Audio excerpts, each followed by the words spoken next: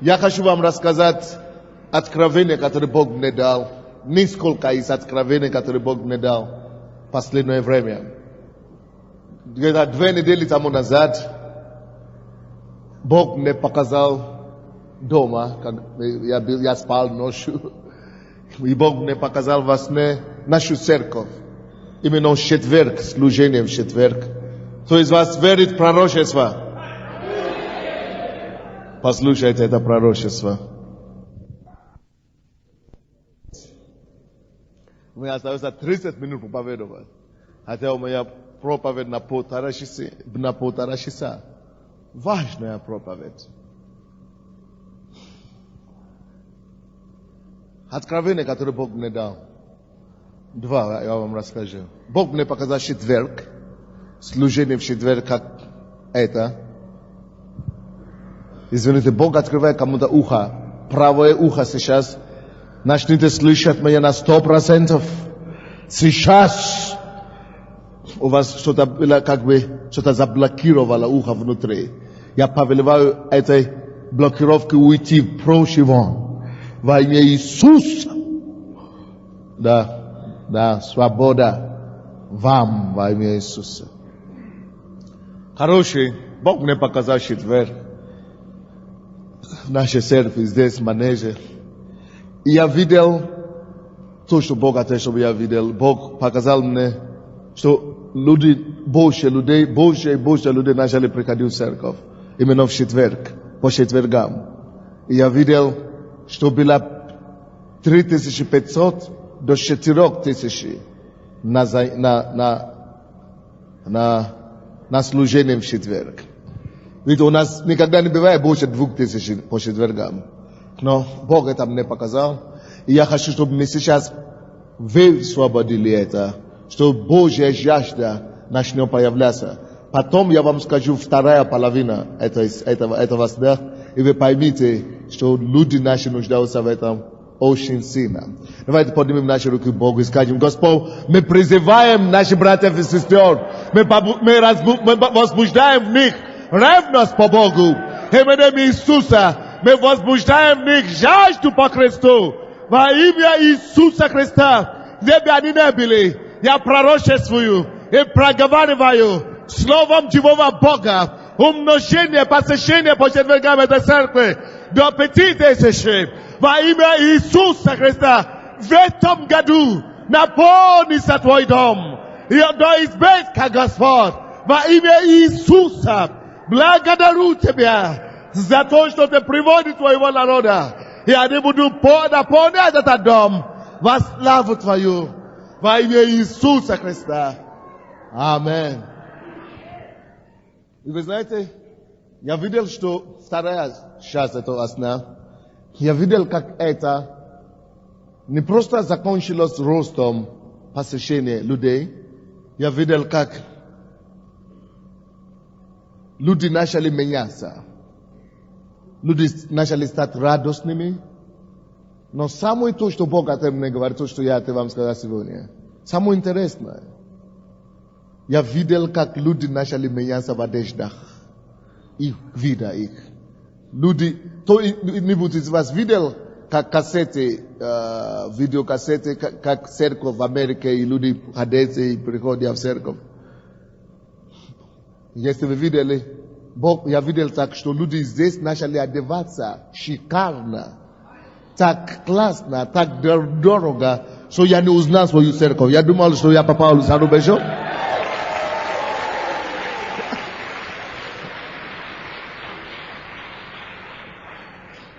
Это значит, что Господь очень повысит наши уровни жизни. И я сегодня вспомнил, в этом сне я не вспомнил, но сейчас я вспомнил, что не зря мы тогда дали Богу ответ, что мы больше не будем возиться с копейками. Не зря Бог восполнит это пророчество.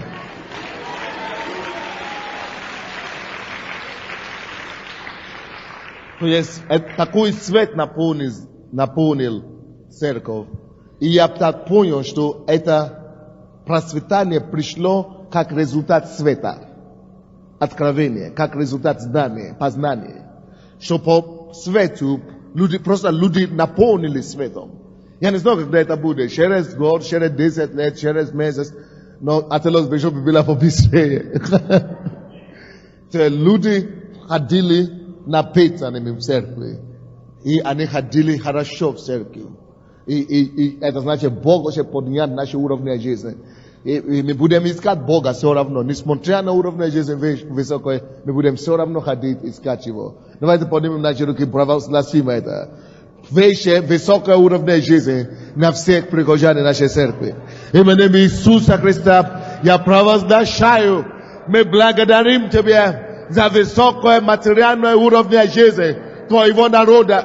Во имя Иисуса мы утверждаем, мы пророчествуем это во имя Господа Иисуса, что мы будем жить в изобилии, и при этом будем искать лицо Его, будем служить Господу ревностно, именем Иисуса.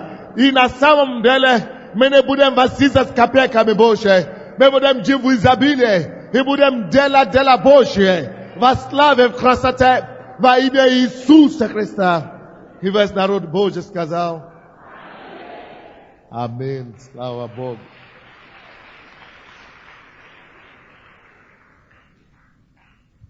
Я думал, может быть, мне не нужно проповедовать сегодня. Уже полдевятого. Нужно? Вы заскучились, заголодались. Только если вы мне дадите слово, что вы подождите до полдесятого. Вы подождите? Тогда давайте начнем. Потому что у меня важное слово. Откройте, пожалуйста, вместе со мной к Римлянам 4. К Римлянам 4. Мы будем считать с 13 стиха. Если кто-то там есть с микрофоном, считайте мне, пожалуйста, вслух. 13 стиха по 25 стихи. К Римлянам 4. 13 стиха по 25 стихи. Я проповедую сегодня на теме «Как призывать несуществующее существование». Что я сказал?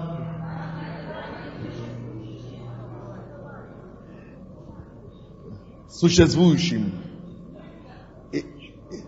Существованию или несуществующим. Существующим. Как призывать несуществующее существующую или существованию. Лучше к существующему. Правда? Существованию. Хорошо, к существованию давайте. Как призывать несуществующее существованию в твоей жизни, в вашей жизни. Читайте эти стихи, пожалуйста. 13 по 25 к Римлянам 4 глава. «Ибо не законом даровано Аврааму или семени его обетования быть наследником мира, но по праведности веры. Если утверждается на законе суд наследники, то тщетна вера, бездейственно обетование. Ибо закон производит гнев, потому что где нет закона, нет и преступления. Итак, поверить, чтобы было по милости, дабы обетование было неприлежно для всех, не только по закону, но и по вере потомкам Авраама, который есть Отец всем нам. Как написано: «Я поставил тебя отцом многих народов, пред Богом, который Он поверил, животворящим мертвых и называющих несуществующих, как существующих. Он сверх надежды поверил с надеждой, через что сделался отцом многих народов, по сказанному, так многочисленно будет семя твое. И не изнемогший в вере, он не помышлял, что тело его, почти столетнего, уже омертвело, и утроба Сарина омертвение. Не поколебался в обетованиях Божьих неверием, но был тверд в вере, воздал славу Богу, и, будучи вполне уверен, что он силен исполнит обещанное, потому и вменилось ему в праведность, а впрочем, не в отношении к нему одному написано, но вменилось ему, но и в отношении к нам, вменится и нам, верующим в того, кто воскресил из мертвых Иисуса Христа, Господа нашего, который предан за грехи наши и воскрес для оправдания нашего». как призывать несуществованию.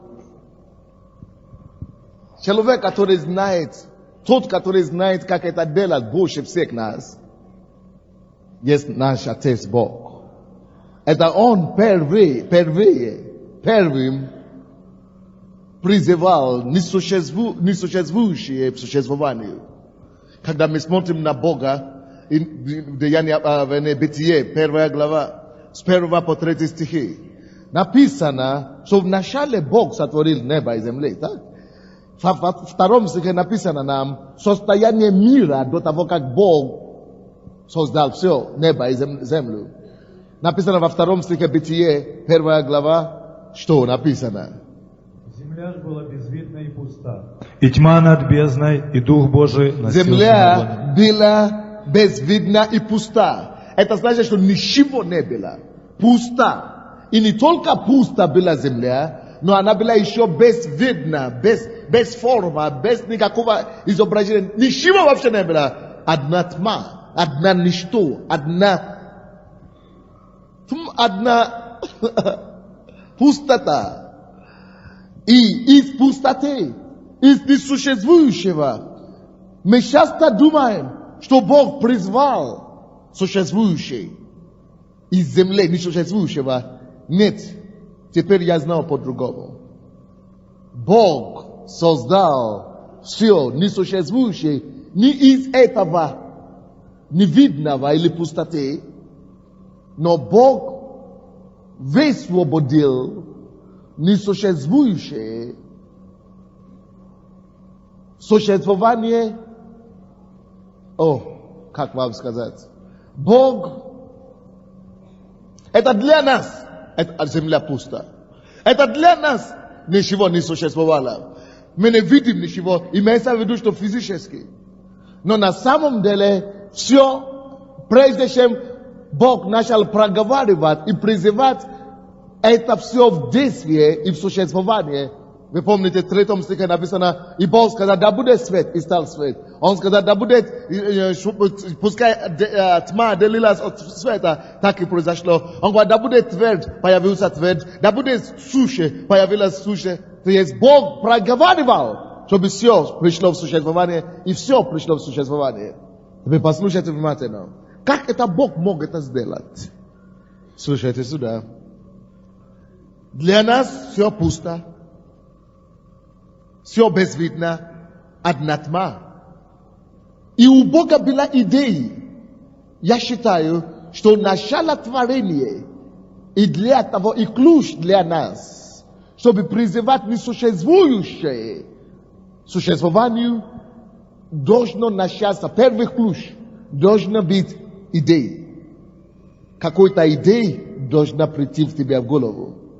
Или слово, если вы хотите. Слово, идея. Все начинается с идеей. That's what you conspect. Открой сумку, достань конспект, конспектируй проповедь.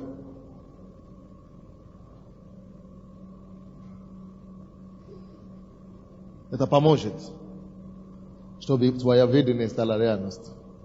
Все начинается с идеи. Идеи возник у Бога. Какой идея возник у Бога? Слушай, сколько темноты вокруг, сколько пустоты вокруг, можно что-то придумать, можно что-то иметь вместо пустоты. Идеи. Идеи, чтобы сотворить небо и землю. И что он сделал после этого?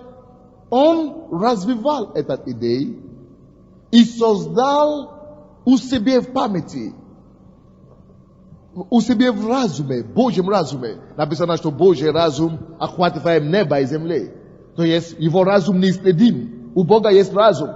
Скажите, у Бога есть разум. И его разум неисследим. Это правда. У Бога есть разум. В его разуме возник идея. И он развивал эту идею в его разуме. Он представил себе образы того, что он хочет создать. Он создавал все видимое уже у себя в разуме до того, как он начал проговаривать. Это не просто он начал вот так поговаривать. Потом я вам докажу, почему, откуда я это знаю. Он развивал все в голове. Алло, если вы хотите, чтобы все несуществующее в вашей жизни начало прийти к существованию, слушайте, Бог помогает вам тем, что Он дает вам какую-то идею. Он дает вам слово, либо через проповедь Он подбрасывает вам какую-то идею, либо через пророчество Он подбрасывает вам какую-то идею, либо просто мысли вам в сердце приходит какую-то идею, либо в вашу голову приходит какую-то идею, либо Слово Божье просто открывается вам, что все начинается с идеей. И когда эта идея приходит к вам, что вам нужно делать следующее, это размышлять над этим идеей и развивать эту идею. Точно так же, как художники делают. Точно так же, как художник не может ничего рисовать, если к нему не поступит идея. Точно так же, как художник не может видеть картину, если он не размышляет сначала об этом и не развит это внутри себя, и не будет иметь представления, чего он хотел. Точно так же Бог, видите, эта способность Бог дал каждому человеку, и это началось у него. Это есть идеи сотворения. Это есть модель, как лучше по-русски, модель сотворения. А модель сотворения, Он дал нам этот модель, Он заложил это в нас. Поэтому, потому что Бог есть Создатель, мы созданы по Его образу и подобию, мы тоже можем созидать. Напишите это большими буквами. Модель создания, оно в нас. Мы можем сотворить, мы можем созидать. Бог Создатель, Он наш Отец, Его имидж в нас, Его семья в нас, мы в Его образе. Все способности, все, что нужно, чтобы созидать и творить, оно заложено в нас. Я могу творить, как Бог сотворил Бога, небо и землю. Точно так же, как Бог сотворил небо и землю, так в нас есть способность творить все желаемое в своей жизни также. Как мы это делаем? Первый шаг, все начинается с идеей. Второй, откройте пока, вы можете написать Ефесянам 3 глава 20 стих. Второй, нужно развивать этот идею, чтобы этот идея стал образом. Вы должны формировать этот идею в образ. Допустим, Бог хочет, чтобы у меня была церковь. Пятитысячная церковь. Я сижу, молюсь об этом, и когда я молюсь в духе, я использую свой разум, и я позволяю своему разуму рисовать, видеть эту церковь, 5000 человек, ага, я вижу мамбалобокоси, катабара, бакасая, я рисую, я создаю имидж того, что я хотел видеть существование. Она пока не существует, но ничего у вас никогда не придет в существование, если она прежде не будет существовать у вас в разуме. Очень часто мы с вами думаем, христиане не нуждаются в разуме. Что разум это плод, что все нам нужно только дух, и верить в духа и так далее. Нет! Разум важнейшее оружие, которое вам нужно, чтобы существовать в этом мире. Без разума вы не можете творить. Без разума вы не можете созидать. Без разума вы не можете создать реальности или несуществующие, которые вы хотите, чтобы пришло к вам в жизни. Читайте, пожалуйста, Ефесянам 3:20. А тому, кто действующий в нас силой, может сделать несравненно больше всего, чего мы просим или о чем мы помышляем. Еще раз. А тому, кто действующий в нас силой, может сделать несравненно больше всего, чего мы просим или о чем мы помышляем. Есть тот, который действует в нас силою.